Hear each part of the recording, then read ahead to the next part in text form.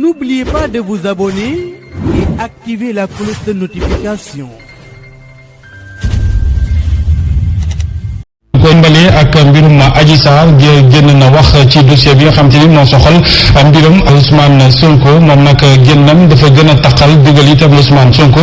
ci li fi jot xew waaye nag ñun laaj bi samp te ñu def ci ak taxaw seetlu mooy ci anam wala sax ci waxtu bi mu àddoo dossier bi mu ngi ci instruction moo tax kon kàddu gi ñu jox ko ñi nga xam ne seen xel màcc na jëm ci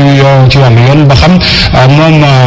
Adji Sarr ak ñi koy xelal ci wàllu yoon juumuñu ci bu ñu xamee ne boobu léegi dossier fi mu toll ci instruction ci teewlu njàngatu ki Moussa Baldé. L'accusatrice d'Ousmane Sonko a brisé le silence hier. Adji Sarr a pris la parole au moment où le dossier est en instruction. Justement, c'est là où beaucoup de personnes se posent des interrogations. Adji Sarr doit-elle s'exprimer sur un dossier qui est déjà en instruction? Risque-t-elle des sanctions, elle et son avocat? En croire des juristes que nous avons interrogés, la masseuse ne court aucun risque. Les gens en parlent, mais il n'y a aucune règle pénale qui est violée. Nous souffrons un juriste.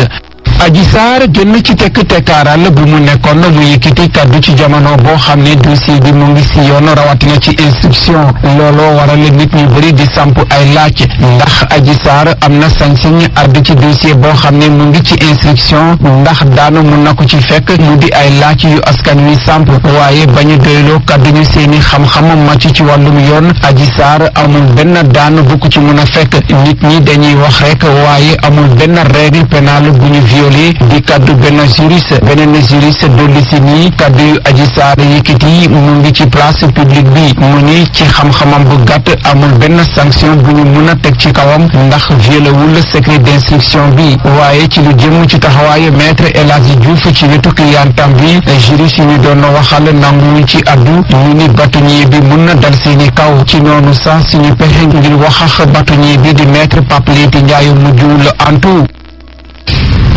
mu doon dossier bi nekk ci instruction Birame Touré ci jamono jooje Adji Sarr janagooy taskatu xibaar yi wax ci fond dossier bi. waaw xam nga dégg nga Moussa Baldé ci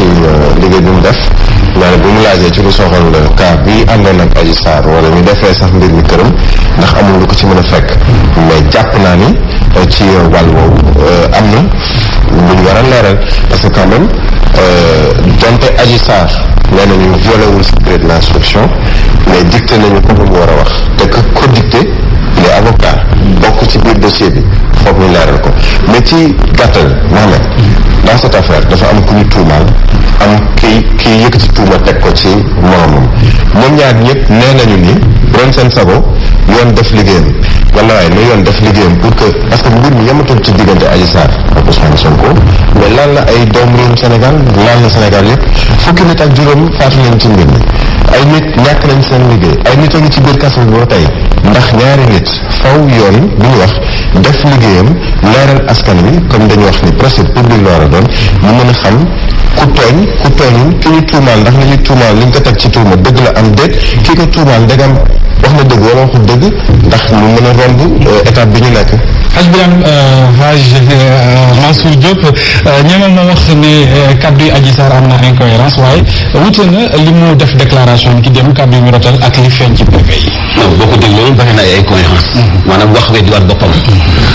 wax na ni musuma waxtaan ak Sonko ci lu jëm ci suñu vie privée marché doog lañ seqoon te waxaat tamit Sonko moo ni moom moo la teelu na xam du ma takk sama ñaareel nangam wax na loolu gis nañu itam ñu koy dicté ñun xam nga communication di xool di déglu pour ñu koy wax parce que xibaar bi posé nañu ko question mu teel pour tontu avocat mu dagg ko donc xëy na moom li mu xam ak li mu bëgg mu wax ko bokkul yëpp ay incohérence la yoon ni dañuy poser ay questions est-ce que jaral na ko bu fekkee moom maîtriser le dossier ci yoon bi nga xam fa la jaar ba ca des itam wax na moom Adji Sarr ci li nga xam ni ci date yi joxe na ci ay exemples yoo xam da nga ci gis ay incohérence yoo xam ni am na ci yooyu yëpp boo ko dajalee nag d'emblée est-ce que loolu moo mën a yey ci muy jàkkaar lool est-ce que loolu mooy yey ëllëg àttekat bi loolu itam question la waxul dëgg de toute façon xam na Sonko xamante nañ bu ñu xamantewul woon xëy na lii du am ci seen diggante mais est-ce que li mu wax dina mën a yey Sonko ci kanamu àttekat bi question la mais ñi xam te topp teewlu ko attentivement déglu ko bu baax a baax di ko topp ci côté communication bari na lool ay incohérence ci waxam. bëri na ay incohérence xanaa pas Assane ñu àddu wax ci li mu ne aujourd'hui Ousmane Sonko moom il est sous contrôle judiciaire mënu ta wax ci fond dossier bi ci jamono jooju ki ñu ko seqal moom ñu janoon nag way taskul xibaar yi ba sax ki ko assisté avocat la. waaw question la bu ñu bëri di laajte am na sànq maa ngi ciy waxtaan ak koo xam ne mu ngi ñuy seetaan fi mu ne nii te ba ma ko tudd ndax sutura mu ne ma ci wàllu yoon comme dafa am benn juge boo xam ne dafa décisionné woon et que tey dafay mel ni dañuy tàmbalaat mbir mi ak le doyen du juge daanaka lu ñu mel du tort du problème mais c'est pas grave man pour man yooyu yëpp grave xam nga seen problème lu tax bi mbir mi xewee laata ay nit di ñàkk seen bakkan laata ay nit di blessé plus de 600 blessés laata ñuy jàpp ay nit lu tax Adji Sarr boobu ba tey waxul man loolu mooy sama problème ci wàllu xel waaw ka nga xam ne nag ba mbir mi amee parce que ba ñuy porter plainte ak coono bi muy jibag yëpp ba Ousmane Sonko waxee rek defe naa ni bu ñu amoon peut-être ay conseils yu baax moment boobu Adji Sarr mënoon na wax ñu déglu ko te amaana bu Adji Sarr waxoon sax ba Mohamed amaana bu Adji Sarr waxoon ci jamono boobu xëy na ñi ñàkk seen bakkan bi ñàkk seen bakkan xëy na tension bi fi muy egg ñenn ñi dinañ ne comme Adji wax na nangam dañ leen tey ba déglu amaana yoonu justice sax dina gën a oyof mais bu ñu ko làqee ba heure bi ñu wax ba ne nañ dem ci benn sens ñu indiwaat ko naam yoon dafa war a continuer liggéey tey bu ma doon mettre El Hadj Diouf di avocat Adji Sarr li ma def dem du ma ko def damay xaar yoon doxal mbir mi leer mais dès lors que ak empressement ak cette envie de montrer quelque chose liggéey bu yàqu laa gis. mu mel ni kon bataille d'opinion bi day woy ba léegi sax paasam dañuy àddu ci génnu Adji Sarr gi ba léegi duñu ci mës a dégg nag réaction bu Ousmane Sonko ak i partisan wala sax ay avocat am li tax loolee moo di ñi ni mel dañoo xam ne Ousmane Sonko dafa nekk sous contrôle judiciaire amuñu droit benn yoon addu ci mbirum dossier boobee waaye nag ay avocat daal nañuy saisir bâtonnier ngir mu xoolaat taxawaayu ko maître El Hadj Diouf mi daal di assister Adji Sarr ngir mu jana ko sénégalais yi wax mbirum dossier bi de dañu ciy teewlu Fatmata Diop ci ay leeral. maye patt pataaral bi moom la ñu nemmeeku ci entourage Ousmane Sonko ginnaaw génnub masseuse bii di Adji Sarr mi ko porté woon plainte mu ñu mel nag la ñu nemmeeku yëpp ci avocat wu leader bu parti Pastef les Patriotes ak responsabilité la ñu wax ne rek du ñu addu ci mbir mu ni mel ginnaaw nag seen client mu ngi ci contrôle judiciaire bu ñu sukkandikoo ci kenn ci ñoom ñooñee ñu jot ab téléphone jàpp na ne contrôle judiciaire nag warul am ay wax ak yu ni mel question yu bare bari yi posé wu nañ ko ba dem sax bay xalaat ndax du doon piège bu jukkee ci partie civile bi bëgg rek pousser ñi leen di avocat yi ñu wér te wóor moom moo di contexte la boo xamante ne doyen des juges Samba Sall dafa exiger woon ku ci nekk bañ a prononcé wu ci bile dossier li ñu gis moom moo di ki tuumal Ousmane Sonko ak avocat am génn nañ communiquer largement ci dossier bu ñu mel juge d'instruction bi ba ci parquet ku ci nekk war nañoo tëddee njaaxaanaay te nag tiré njeexital yi am ci bile dossier bu ñu sukkandikoo ba tey ci robe noire bi ñu daal di woowoon am na sax ay xibaar yi jib ñu jàpp ne bâtonnier bi sax daal dinañ koy saisir ci mbir mu ni mel waaye tam ba tey ci côté parti Pastef les Patriotes amul benn kaddu bu jib jukkee ci ñoom ñooñu ci génnub Adji Sarr gi ci kaw seen mentor mi nekk ci contrôle judiciaire. ci génn ko Adji Sarr googee sax Fatmata Diop leneen luñ ci mën a jàpp mooy dafa woo kii di Ousmane Sonko mu génn ci kaamil ne mosuñoo seq dara bu ko defee xëy na moom dina mën a retirer plainte am lu mel ni beneen doxalin ak beneen taxawaay bu ñu gis la ci wàllu woowee ana naka lañ ko mën a jàngatee nag Léopold Tamba am ci àndal. Adji Sarr coow la yëkkatee ko ba léegi ci mbirum jiiñ gi mu yëkkati gàll ko ci loosu Ousmane Sonko naan kookee ci ay waxam ñu ko siif te ca booba ak léegi benn firnde tegewu ca moom Adji génn na ci tekkaaral gi mu nekkoon wax ca kaw ni Ousmane Sonko moo ko jariñoo ba noppi ëmbal ko ci jàngat daa mel ni mooma daa tàyyi ci kàddu yi ñu bari fare ci Ousmane Sonko wala ilaa ay soppeem di gàkkal deram guddeeg bëccëg loolee amaana moo ko jañax mu dogoo ak patapataaral gi mu nawloo janoo ak taskatu xibaar yi ngir leeral mbir mi wolof daa faral naan buut bu jàqee naaw lile moo ko yóbbee mu yóbbante galgal Ousmane Sonko mu waat ci téere yàlla gi ni musu koo sàkku ci ginnaaw lile yii kàddu yëkkateeku ci kii jiiñe yoon mënu tudd mooyu ndax moo yittewoo ate bépp mbir bu tàbbi ci loxoom amut aji amut aas ci mim réew ñëpp ñoo tolloo dayoo ci kanamu attekaay gi. Hadj Mansour kon gis nañu ne yeneen yu bees la ñu tàmm di gis rek mooy ngir am dëgg wala sax ngir fexe opinion bi gëm la da ngay waat wala sax nga woo ki nga ko seqal mu waat ban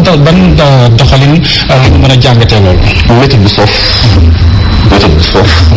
parce que constitution bi ñu sukkandiku wala juridiction bi ñu sukkandiku pour mu àtte leen dépendre ci alxuraan wante moom la ñu gëm bu ñu génne woon téere boobu ñuy jël di ko waate ñu ngi ko gisoon ci jamono yu Aliou Sall ca pétrole baax yëpp téere boobu ñuy génne di ko waate bu ñu jëfandikoo li nekk ci biir téere bi ba ñu egg ci point boobu kon il faut ñu bàyyi di ñaawal yàlla kuy waat demal boo demee ci kanamu tribunal ñoom xam nañu méthode ba ngay waate parce que ki jiite réew ba muy waat dafa waat ci turu constitution bu Sénégal ngir wàccu wanteeg li ñu ko sas kon ñoom mënuñoo ñëw di ku nekk indi sa ay karamil wala nañ indi alxuraan nañ bàyyi alxuraan gi ñuy foye loolu du mooy leeral wax gis nga nit di Seydina Ali waxoon bu fekkee sa conscience tranquille na mbub bu la neex solal fa la neex daagul ndax loo sol mu jekk te foo jaar jàll loolu moo ci ëpp solo ajuwul waat kaddu bu nekkee dëgg jëm ci ay nopp bu defee itam nopp yi muy dugg saxul ci bopp ko dof Sénégal yi xam nañu bu baax donc nañu bàyyi méthode boobu nañu bàyyi système boobu képp ko wax nañu koy jëfandikoo faaw ñu alerté leen que li ñuy wax du dëgg ci ñoom parce que constitution bi leen di àtte sukkandiku ci alxuraan et ñu bàyyi li ci des ku nekk boo wéetee xam nga ba xam yaa def wala defuloo ba xam waat gi solo si mën nañ ko takkee fu sore paasan ci bu ñu xamee ne wéy politique yëpp dañuy tàmbali di gis noonu gis nañ ko ci maître Abdoulaye Tine mi giñ na Ousmane Sonko seexul ak xale bi gisoon nañ fi itam ki nga xam ne moo di Aliou Sall même fi jafe-jafe teg loxoom ci kaamil waat aujourd'hui Adji Sarr mi ngi woo Sonko ci mu waat su mooy li ma su wax la lu xaw a lu gênant la lu ruslu la maître Abdoulaye Tall ñoom ñëpp gis nañ leen mais man xamul li sama jafe-jafe Mouhamed Adji Sarr dàq na viol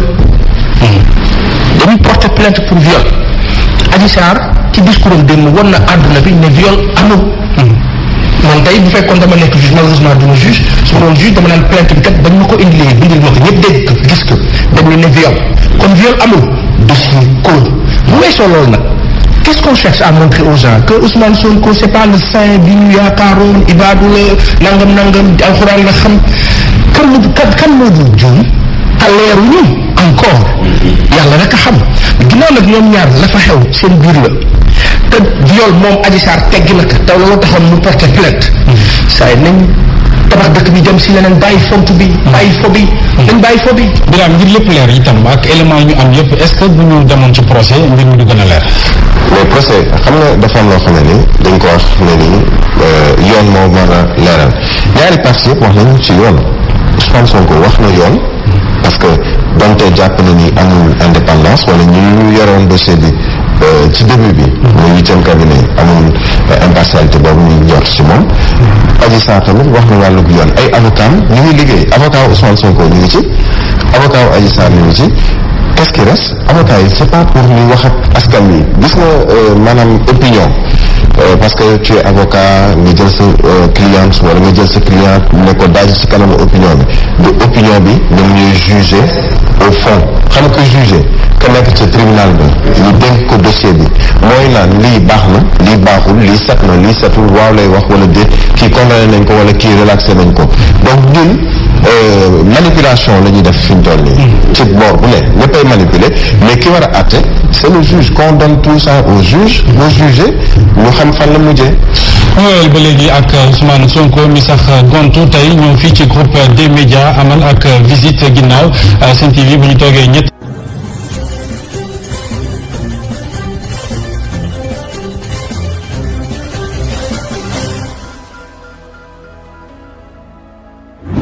N'oubliez pas de vous abonner et activer la cloche de notification.